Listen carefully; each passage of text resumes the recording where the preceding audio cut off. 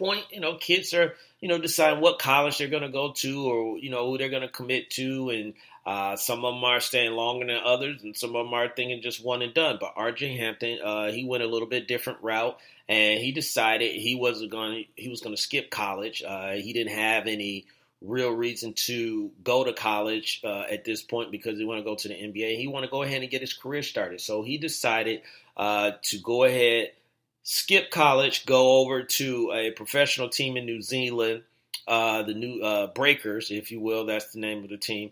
And decided, hey, I'm going to play there for a year, and then I'll be ready for the draft because I was going to leave anyway after 1 year. I don't want to go to school. I don't want to do the books. I don't want to do all that stuff. And everyone is saying it's not because he couldn't do it. It's just he just doesn't want to do it. He has a different vision as far as like what he wants to do and where he wants to go. So now it is begging the question, as far as like, is this going to continue? Because we've had other players do it, like Brandon Jennings did it, and Moutier has done it before as far as like going overseas. But this is a little bit different because everybody got paid that went straight to a professional league, but there are no pretty much any parameters, language, or anything like that that is preventing R.J. Hampton from doing what he needs to do or what he wants to do, for him and his family.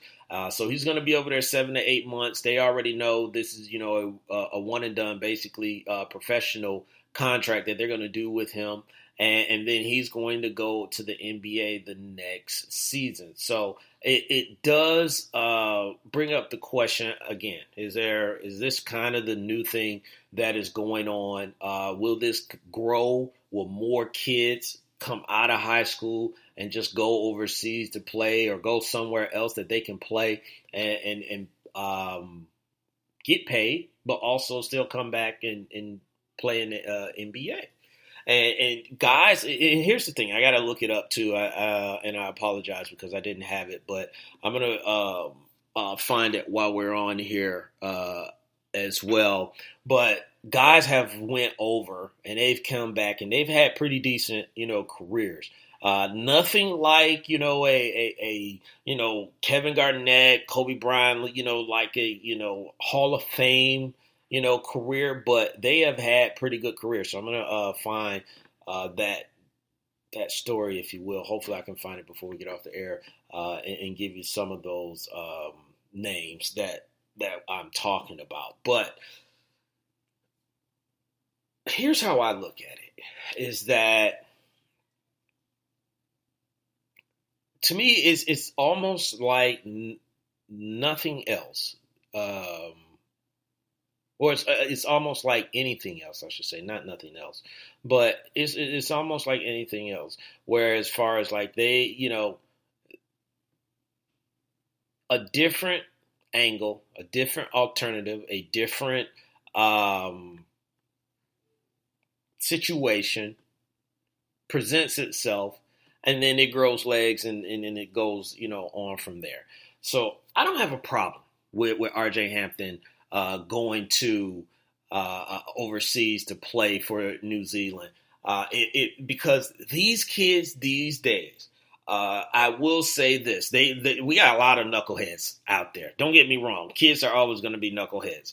But there are a lot of kids that out there that really do have and envision a plan and have some sort of direction that they can move in to what they want to do. And they are doing this not just at 17, 18. They have these visions early into their young lives and as far as like what they want to do. And they're taking command of what they're doing. So I do, commend that. And I'm drawing a blank right now because there's a gentleman that actually is entering the draft this year because he didn't go to college. He ended up working for New Balance and he was working on his game and being in their marketing department and all this stuff. So there's different routes that these guys are going. And to me, it's no different than, hey, we were used to it one way, but then once when something, an alternative was brought to our attention, we were like, you know what, it's not too bad. But if we had to get somewhere, it was, you need to have a taxi or you need to take the bus or something like that. Then what happened? Uber shows up. The way we used to shop, I got to get up, I got to go out, I got to find this, I got to look all over the place. Then Amazon showed up, and it changed the game, among other things. So I just think this is what's happening, is that this is changing the game. This kid, is unique because they're saying that he could have went to Harvard if he wanted to. So that's, that we don't want to forget that as well. That this is not just some dude, going out there and saying, man, I just want to take my CDs and go ball or anything like that. And that's not a knock on anyone. But what I'm just saying is that a lot of people are going to think, maybe this guy's making a big mistake. Hasn't thought this process out. But this guy is very, very, very smart from what people are saying. Like I said, they said he could have went to Harvard if he wanted to. He's just choosing not to. And there are people out there like that. There are people that don't have to go the conventional route like other people. And they should not be held back. No one should be held back. To me, I mean, yeah. Are you going to have some guys that's not going to pan out? Yes, but to me, if you're old enough to, if you get out of high school and they saying you can go and work, then why are you trying to limit it to work? Now, I talked about college because now people are talking about how this is going to affect college if other high schoolers start taking this route, along with the NBA thinking about changing the rule going back that you can come out of high school. So obviously, you're not going to have that top talent. Your recruiting is not going to be the same. March Madness is not going to be the same. You're not going to be able to market these teams. So now everyone is starting to think, well, what is college basketball going to do about this? What is coaches, what are they going to do about it? Are you really going to be able to go and try and recruit a kid, that can leave right away, make a good living for themselves, whether it be here in the United States or overseas? And I guess, and I said this a long time ago, the line of a college education and all that stuff, that's fine and dandy for someone that's not getting any money. But for these kids that like this kid like RJ Hampton, look, he can always go back to school whenever he feel like it. It's just he won't be able to play college basketball. And the deal that he's going to be getting from this team overseas and whatever else, because I'm sure there's going to be some type of,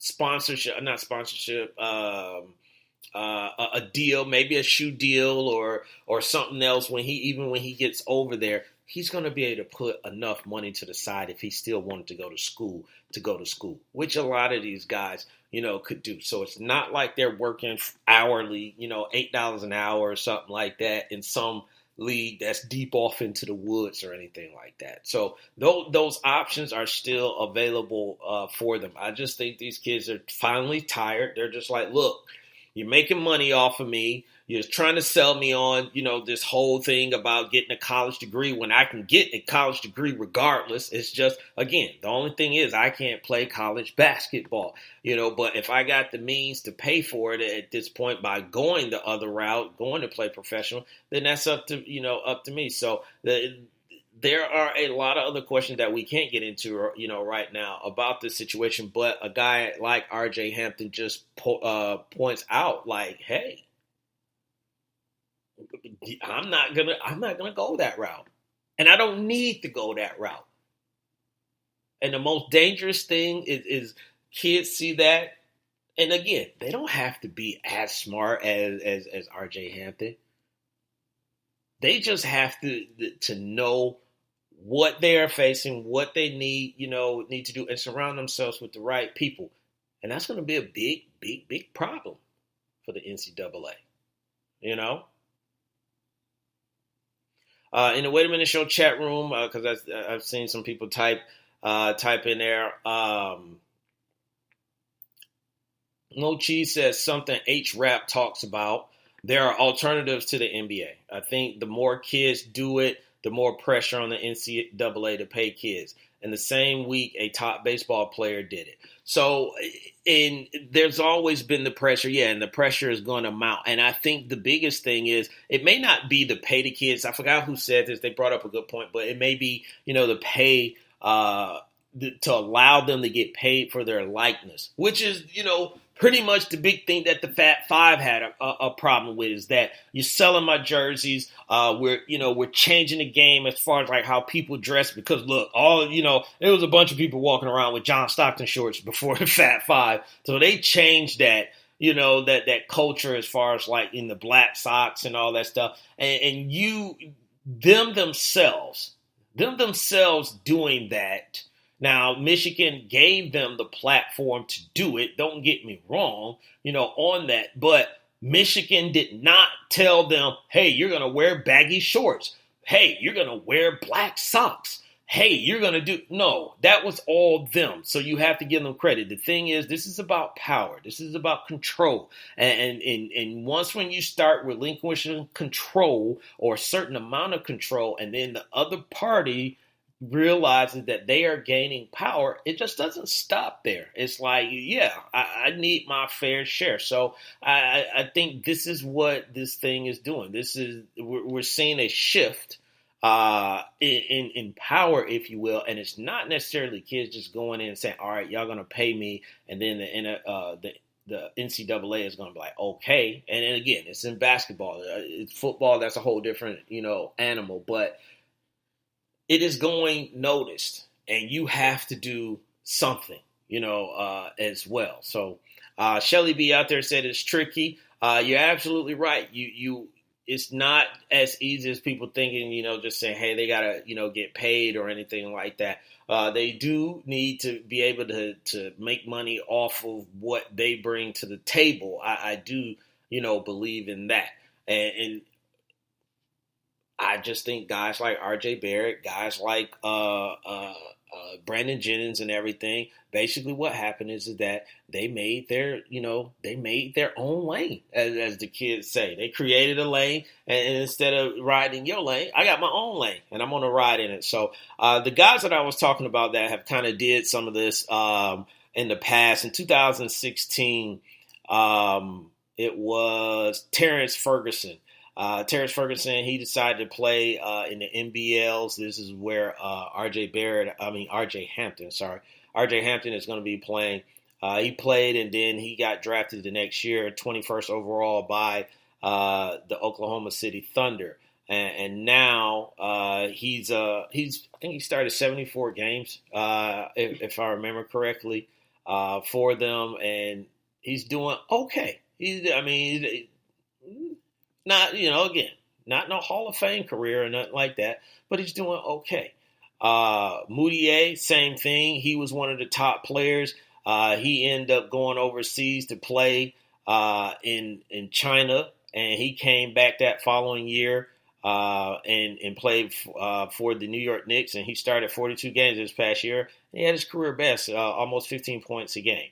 Now, some things that haven't worked out. Jeremy Tyler, he also went overseas and then came back. He appeared in 104 NBA games between 2011 and 2014. So you're always going to have, things that did not work out quite the way that you thought it would work out. It's just some are going to make it, some are not. That's just no different than someone that goes to college and plays. Some are going to make it, some are not. Brandon Jennings, he also was one of the guys in 2008. He went overseas to play for a year, came back, got drafted 10th overall by the Milwaukee Bucks, and he's played 6 seasons as a starter for the Bucks and the Detroit Pistons. So you have kids that have made this move, and they have shown that it can work. And the thing about it, this is the most dangerous thing about it. It's because it was new and it was untapped. So then you learn more as more and more kids are doing this. You learn more and more from it, and you learn to what pitfalls to avoid, what avenues to actually, access. And the next kid that come in, even if there's a kid that's going to come in after RJ Hampton, because there's going to be something that's going to go with RJ Hampton that the next kid is going to look at and say, oh, I don't want that to happen to me. I don't want to have to deal with this, that, and the third. So this is what I'm going to do. And then it's going to be a problem for the NCAA. So again, I don't have a problem with it.